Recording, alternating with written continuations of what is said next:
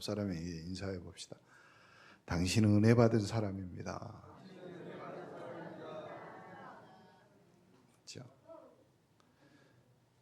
또 한번 그렇게 이상하게 쳐다보지 마시고 아주 부드럽고 사랑스러운 눈빛으로 이렇게 고백해 봅시다. 당신이 나의 은혜입니다. 그렇죠? 사랑하는 목포 원리스 성도 여러분, 오늘 첫 번째 주일 이 예배에 오신 여러분을 하나님의 크신 은혜와 평강이 가득하기를 축원합니다. 요 2025년 한 해를 우리가 마무리하면서 오늘 사도 바울이 나의 나 된 것은 다 하나님의 은혜로다. 요 제목으로 우리 함께 은혜를 나누고자 하는데, 우리가 이 자리까지 올 수 있었던 것은 결코 우리의 힘이나 공로가 아니라 오직 하나님의 절대적 주권적인 은혜임을, 또 은혜 덕분임을 고백하는 귀한 시간 되기를 바랍니다. 은혜 아니면 살아갈 수 없다. 우리 찬양에도 있잖아요. 은혜 아니면 살아갈 수 없다. 그렇죠. 다 은혜입니다. 오늘 고린도전서 15장 10절이죠. 오직 나의 나 된 것은 하나님의 은혜로 된 것이니 내게 주신 그의 은혜가 헛되지 아니하여 내가 모든 사도보다 더 많이 수고하였으나 내가 아니요 오직 나와 함께 하신 하나님의 은혜로다. 하나님이 나와 함께 계신다, 그 말 안에는 나는 하나님의 은혜 받은 자요 하나님의 은혜가 있는 자다.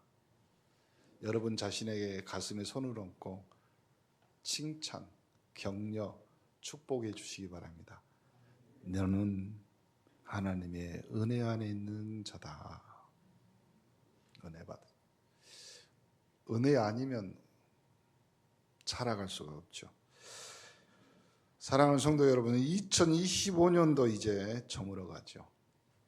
한 해 동안 여러분의 삶의 자리에서 어떤 일들이 있었습니까? 어떤 사람은 바라던 성취를 이루며 기쁨을 누릴 수도 있고, 어떤 사람은 예상치 못한 어려움과 시련 속에서 눈물로 밤을 지새울 수도 있겠죠. 우리는 흔히 이제 성공, 이렇게 하면 자신의 능력, 노력 앞세우고 싶어 합니다. 인간의 본성이라. 실패하면, 좌절하면 이제는 자신이 아니라 남을 원망하기 쉽습니다. 인간의 본성이에요. 하지만 오늘 본문 이 사도 바울이 뭐라고 이야기하냐면 자신의 모든 존재와 사역의 근원이 오직 하나님의 은혜다. 이렇게 단언합니다. 글쎄요, 이번 주간에 가만히 한 해를 돌아보면서 하늘의 손을 높이 들고 하나님, 이 모든 것이 다 하나님의 은혜입니다.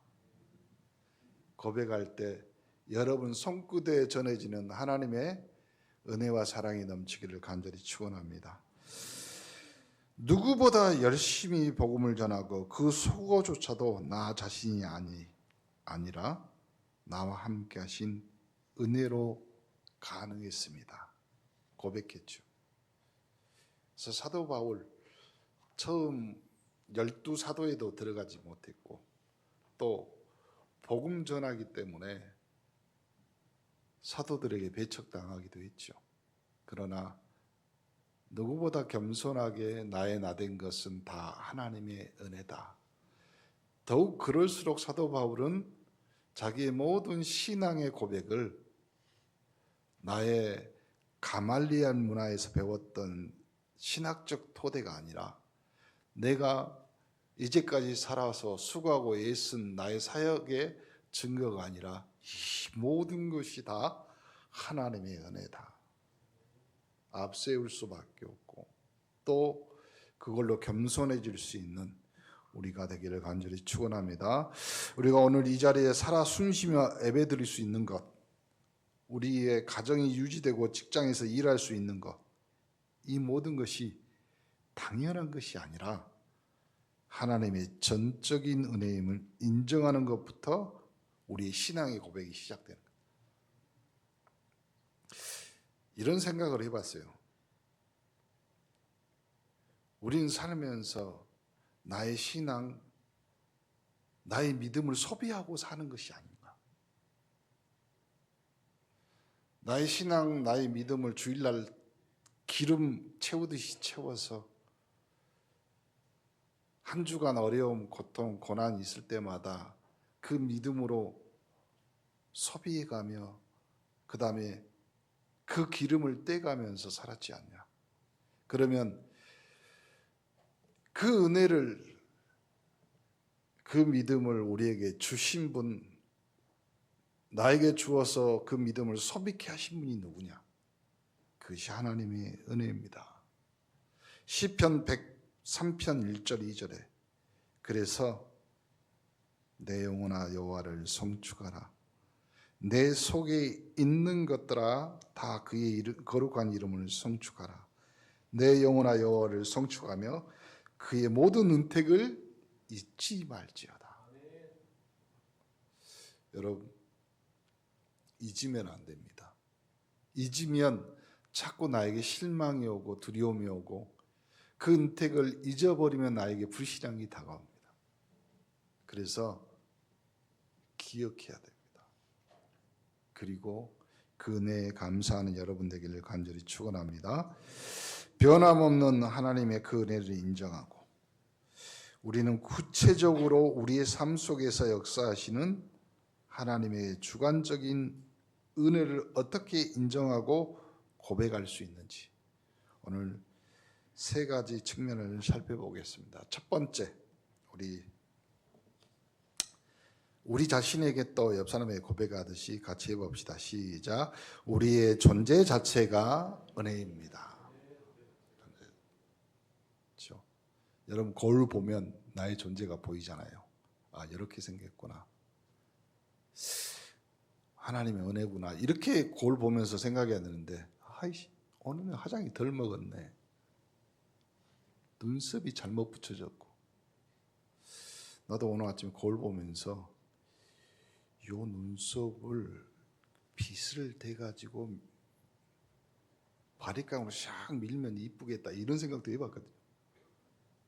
그건 내 생각이고, 창조와 구원의 은혜인데 우리가 이 땅에 태어나는 것, 그리고 우리가 하나님 자녀로 부르심을 받은 것, 이건 우리의 자격 공로가 아니라 전적으로 하나님의 은혜입니다. 그렇죠? 에베소서 2장 8절 9절 너희가 그 은혜로 인하여 믿음으로 말미암아 뭘 얻었어요? 구원을 얻었나니 이것이 너희 난 것이 아니라 하나님의 선물, 하나님의 은혜다. 행위에서 난 것이 아니다. 그러니 자랑할 겁니다. 자랑하지. 우리는 죄로 인해 영원히 죽을 수밖에 없는 존재였지만 하나님께서 우리를 사랑하셔서 누구를? 독생자 예수 그리스도를 이 땅에 보내주셨습니다. 은혜의 첫 번째는 예수 그리스도입니다. 우리가 아직 죄인 되었을 때 그리스도께서 우리를 위하여 죽으심으로 하나님께서 우리에 대한 자기의 사랑을 확증하셨다. 그러므로 우리는 예수 그리스도를 통해서 확인받고 증거에 있는 하나님의 사랑을 입은 자다. 우리의 생명 호흡 주님께로부터 왔음을 기억해야 합니다. 그래서 사도행전 17장 28절 그 앞에 뭐라고 나오냐면 우리가 그 예수 그리스도 안에 살면서 기동하고 존재하느니라 그랬어요. 그러면 우리의 살아 움직이며 존재하는 이유가 그 안에 있어요. 그 안에. 여러분의 은혜가 되시기를 간절히 축원합니다. 우리가 하나님의 형상대로 지음받은 것 자체가 무한한 은혜입니다. 하나님이 자기 형상 곧 하나님의 형상대로 사람을 창조하시되 남녀를 창조하시니라. 창조주의 형상. 이 창조의 형상 안에는요, 신학자들이 별짓을 다 해놨어요. 뭐라고 했냐면 존재론적인 하나님의 형상이 있고 의미론적인 하나님의 형상이 있고 먼저 다 잊어버리고요. 여러분 마음에 여러분의 믿음 안에 이것이 믿어지면 됩니다. 나는 하나님의 형상입니다. 그거는요, 설명하는 것이 아니라 설명되어지는 것이 아니라 나에게 의미가 돼서 내 안에 들어와 박히는 겁니다. 들어와 존재하는 것입니다. 들어와 사라지는 것입니다. 나는 하나님의 형상으로 지금 이 순간부터 하나님 나라 갈 때까지 살고 사라지고 그리고 앞으로 살 것입니다. 여러분은 하나님의 형상인 줄 믿습니다. 이것이 하나님의 은혜라. 그러므로 여러분의 이름이 생명책에 기록된 이 놀라운 구원의 감격을 회복하시면 됩니다. 오늘 또 재활원 요양원 예배 드리면서요, 우리 직원들한테 부탁했어요. 처음처럼.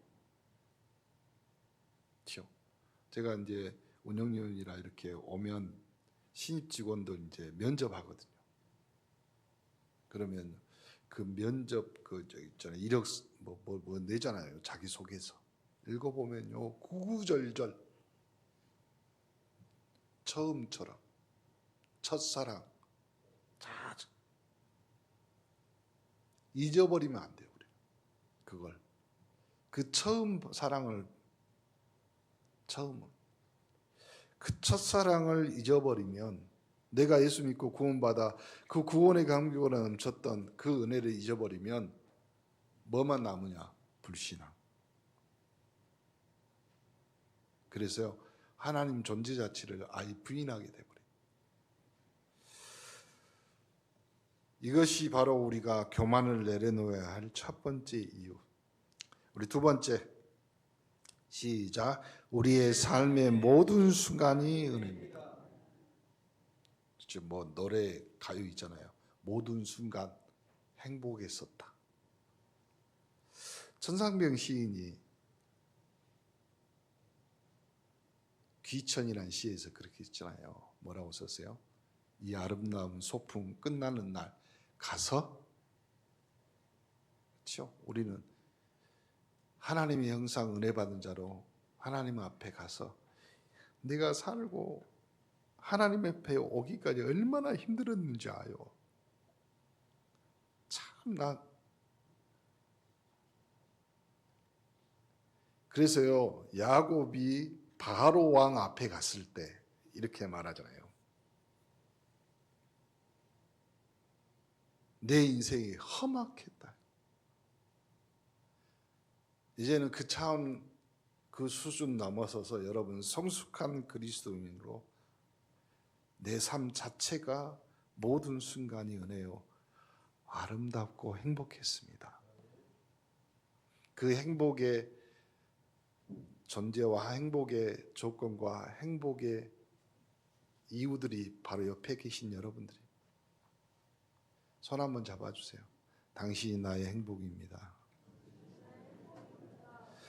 좀 남편이 아내 손 잡아주고 아내가 남편 손 잡으면서 말하세요. 네 때문에 아니라. 그렇죠? 제가 신학 다닐 때 우리 담당 교수님이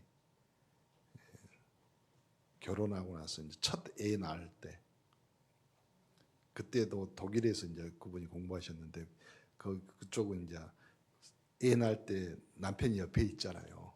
손 잡아주라고 막 이런가 봐요. 근데 그때 무슨 말을 했냐면, 너무 고통스러우니까 아내가 우리 교수님 머리를 잡으면서 이렇게 말해요. 네 때문이야.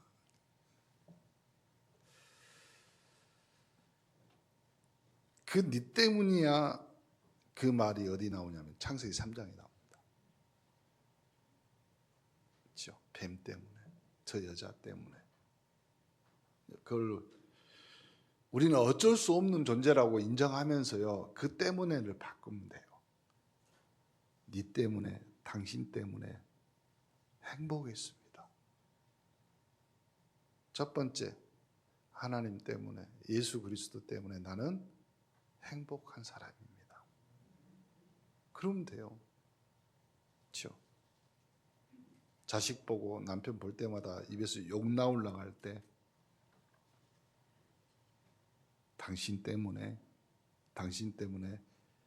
욕할 수 있어서 행복합니다. 그러면 되지. 행복하면 돼.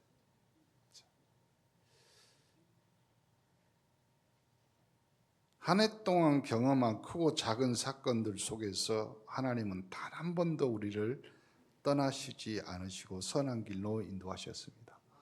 섭리와 보호의 연회죠. 왜? 우리는 하나님 형상, 하나님 자녀 됐어요.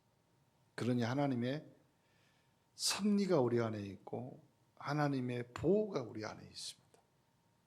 섭리는 하나님이 직접 관여한다는 말이고, 그 섭리란 단어를 다른 단어로 표현하는 신학적 용어가 하나님의 경륜이란 단어예요.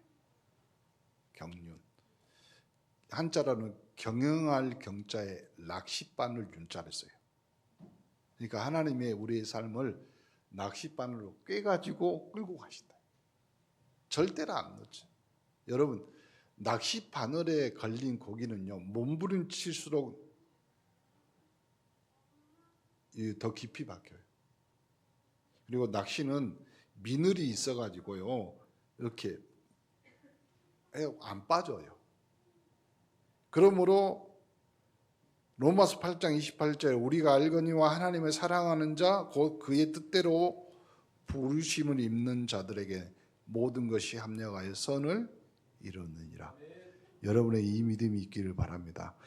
내가 올해 2025년을 살아가는데 이거는 어려웠고 이거는 힘들었고 이것 때문에 갈등했고 고민했고 불신앙이 생길 뻔했다가 아니라 그것이 모든 것이 합력하여 선을 이루는, 그것이 하나님의 섭리와 보호입니다. 때로는 힘들고 어려운 순간 있었을지라도 그 순간들을 통해 우리의 믿음을 연단하고 더욱 주님을 의지하게 만들었잖아요. 시편 103편, 이 구체적으로 하나님의 은택을 다음과 같이 나열하는데 뭐라고 했냐면, 저가 내 모든 죄악을 사하시며 내 모든 병을 고치시며 내 생명을 파멸해서 구속하시고 인자와 공의로 간을 씌우시며 좋은 것으로 내 소원을 만족해 하사 내 청춘으로 독수리같이 새롭게 하시는도다. 그렇죠? 독수리가 하늘의 제왕이라고 그러지만 독수리는 새끼를 일부러 동지에서 밀어버립니다. 날지 못하면 죽는다. 날지 못하면. 하나님은 우리에게 어려운 시련이 있을지라도 끝까지 우리를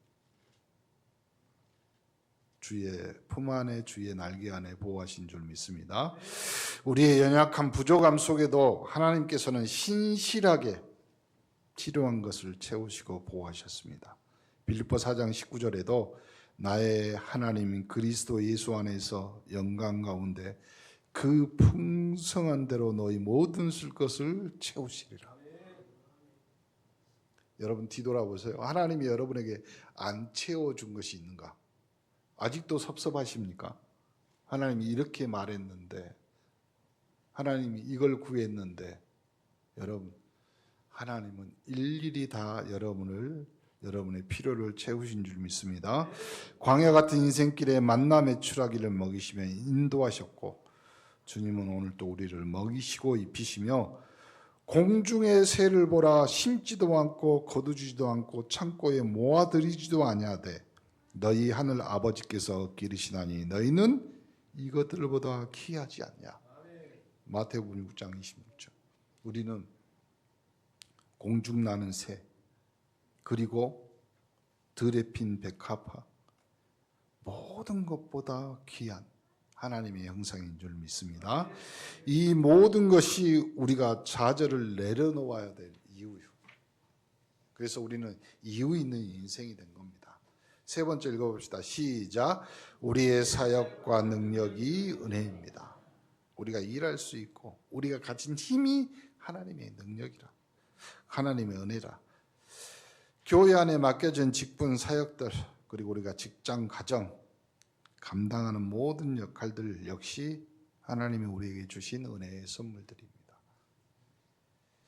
에베소 4장 10절에 각각 은사를 받은 대로 하나님의 각양 은혜를 맡은 선한 청지기 같이 서로 봉사하라. 청지기 하나님 맡겨주시고. 그러니까 너무 잘하려고 하지 마세요. 제가 부탁하는데 우리 여전도에게 김장 너무 맛있게 하려고 하지 마세요. 너무. 그럼 성도들이 너무 많이 먹으면 힘들잖아요.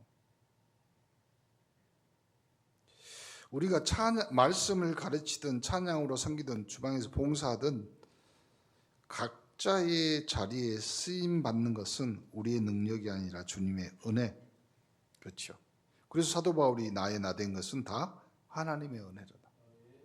그래서요, 여러분의 자리매김, 여러분의 그루터기를 지키셔야 돼요. 그렇죠. 지킨 그루터기에서 새싹이 나거든요.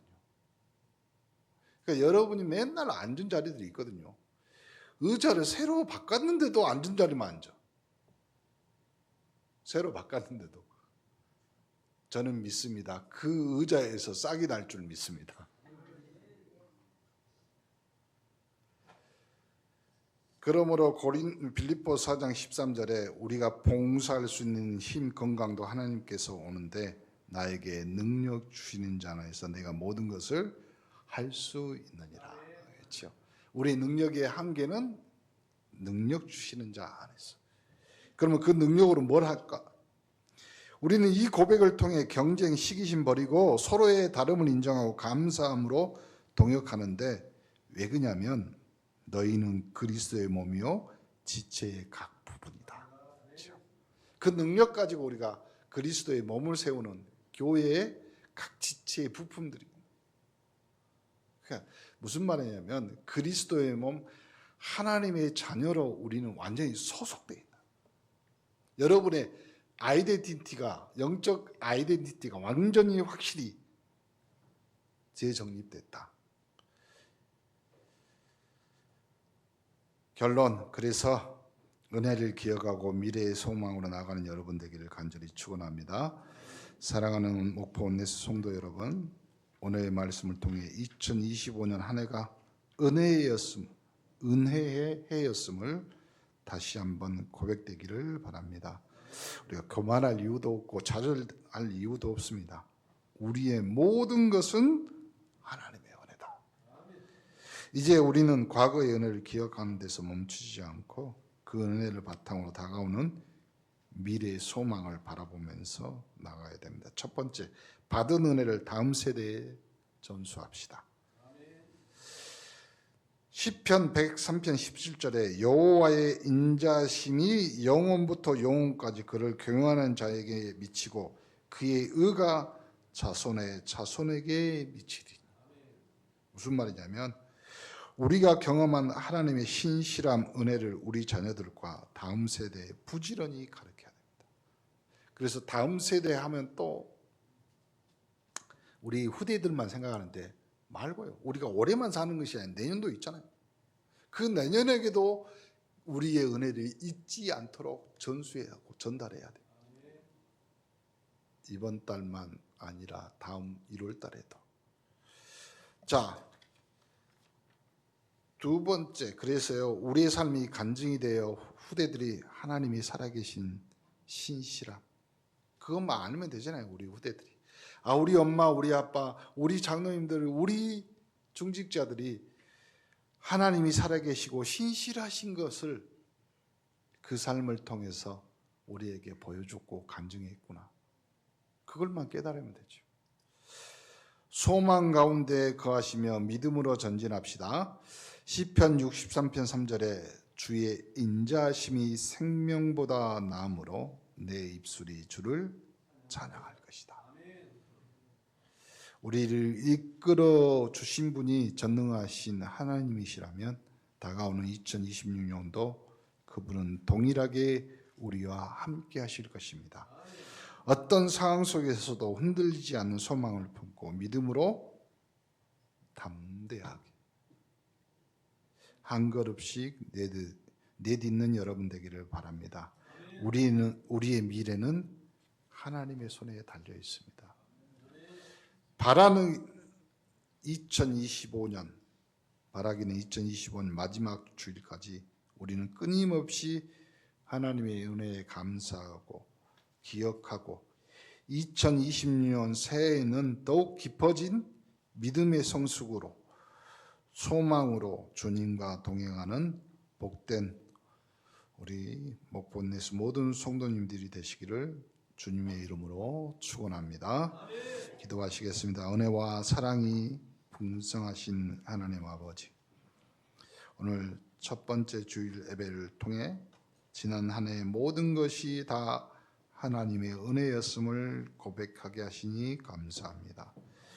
우리의 교만을 용서하시고 우리의 좌절을 위로하여 주옵소서.